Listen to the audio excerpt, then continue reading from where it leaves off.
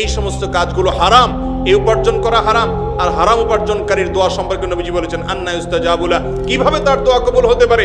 তার দোয়া কবুল হবে না, ইবাদত কবুল হবে না। এজন্য ভাইরা আমার, টেলিভিশন চ্যানেলগুলোতে যখন ধরা পড়ে যে কোনো একজন দোকানদার এত পরিমাণ তেল তিনি স্টক করেছেন, এত পরিমাণ খাদ্য স্টক করেছেন, এবং ধরা পড়েছে তিনি এগুলো দিয়ে অবৈধ মুনাফা অর্জন করতে চেয়েছেন, বাজারে কৃত্রিম ক্রাইসিস সৃষ্টি করতে চেয়েছেন, এই মানুষগুলো শুধুমাত্র মুসলমান তো নয়, মাথায় টুপি থাকে, অনেক সময় দেখে মুখে দাড়ি থাকে। শুধু তারা কেন, অনেক বড় বড় ব্যবসায়ী আছে যে রমজানের শেষ দশকে গিয়ে কাবা বাইতুল্লাহ গিয়ে ইতিকাফ করে, রমজানে উমরা করে, অনেক দান সাদকা করে, রোজাও রাখে, রোজা রেখে সে 2 নম্বরই করে, আছে না নাই? এর দুটি কারণ। প্রথম কারণ হলো গোটা সমাজ এখন ভোগবাদে হাবুডুবু খাচ্ছে, কিভাবে ভোগ করবে এর জন্য আমরা মাতাল হয়ে গেছি, পশুকে হার মানিয়ে ফেলছি। ত্যাগের কোনো শিক্ষা আজ নাই। এজন্য শিক্ষা প্রতিষ্ঠানে ধর্ম শিক্ষা, নীতি শিক্ষা, আদর্শ শিক্ষা, মোরালিটি, এগুলোর চর্চা বাড়াতে হবে, তাহলে মানুষের ভিতরে মনুষ্যত্ব আসবে, নাহলে পশুকে হার মানাবে। এবং আজকাল সমাজে একটা প্রবণতা হয়েছে যে আমার আখের গোছাবো কিভাবে, আমি কিভাবে পয়সা কামাই করব, তার জন্য আমি অস্থির হয়ে থাকি, সেটাতে আমার জন্য হালাল হোক বা হারাম হোক বাজ বিচার করে না।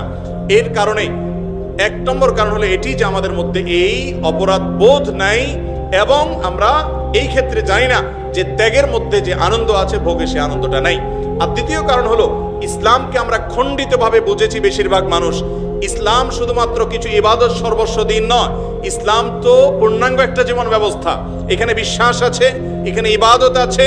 আপনার ব্যক্তিগত জীবন যাপনে কোনো ব্যক্তির হক অধিকার যদি আপনি নষ্ট করেন, আপনি আর যাই হোক খাঁটি মুসলমান হওয়ার কোনো রাস্তা খোলা থাকতে পারে না। আপনি 5 ওয়াক্ত নামাজ পড়েন, আপনি যাকাতও হয়তো দেন, আপনি হজ করেন, উমরা করেন, রোজা রাখেন, কোরআন তেলাওয়াত করেন, অথচ আপনি মানুষকে ঠকান, আপনি দোকানদারি করে ভেজাল মিশান, আপনি অবৈধভাবে গুদামজাত করে বাজারে ক্রাইসিস সৃষ্টি করে অধিক মুনাফা অর্জন করেন। এই সমস্ত কাজগুলো হারাম, এই উপার্জন করা হারাম। আর হারাম উপার্জনকারীর দোয়া সম্পর্কে নবীজি বলেছেন আন্না ইউস্তাজাবু লাহ, কিভাবে তার দোয়া কবুল হতে পারে? তার দোয়া কবুল হবে না, ইবাদত কবুল হবে না। এজন্য ভাইরা আমার, যে সমস্ত ব্যবসায়ী ভাইরা মনে করছেন যে আমি দান সদকা করে আমার কালো টাকা সাদা করে ফেলবো, হারামটা হালাল করে ফেলবো, বৃদ্ধ বয়সে আমি তাসবিহ তাহলিল করে সব কাটাকাটি হয়ে যাবে, তারা ভুলের স্বর্গে বাস করছেন। বান্দার হক আল্লাহ তাআলা মাফ করবেন। অতএব আপনি ব্যবসা করতে কোনো অসাধুতা যদি অবলম্বন করেন, একইভাবে যারা ক্রেতা তাদেরও অনেক কর্তব্য আছে বিক্রেতার প্রতি, সেগুলো তারা পালন করতে হবে। নবী করিম সাল্লাল্লাহু আলাইহি ওয়াসাল্লাম বলেছেন রাহিমাল্লাহু রাজুলান সামহান ইযা বা সামহান ইযা ইশতারা, আল্লাহ রহম করেন যে ব্যক্তি কিনতে গেলেও ভালো মানুষের পরিচয় দেয়, বিক্রি করতে গেলেও ভালো মানুষের পরিচয় দেয়। আল্লাহ তাআলা আমাদের ব্যবসায়ী ভাইদেরকে খাঁটি মুসলমান হওয়ার তৌফিক দান করুন, মানুষের মতো মানুষ হওয়ার তৌফিক দান করুন, মুত্তাকি ব্যবসায়ী হওয়ার তৌফিক দান করুন।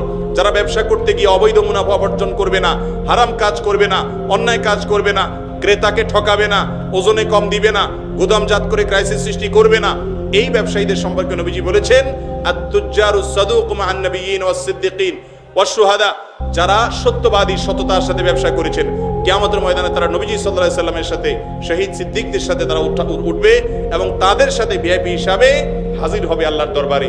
আল্লাহ তাআলা আমাদের সবাইকে সব ক্ষেত্রে সততা অবলম্বন করার তৌফিক দান করুন।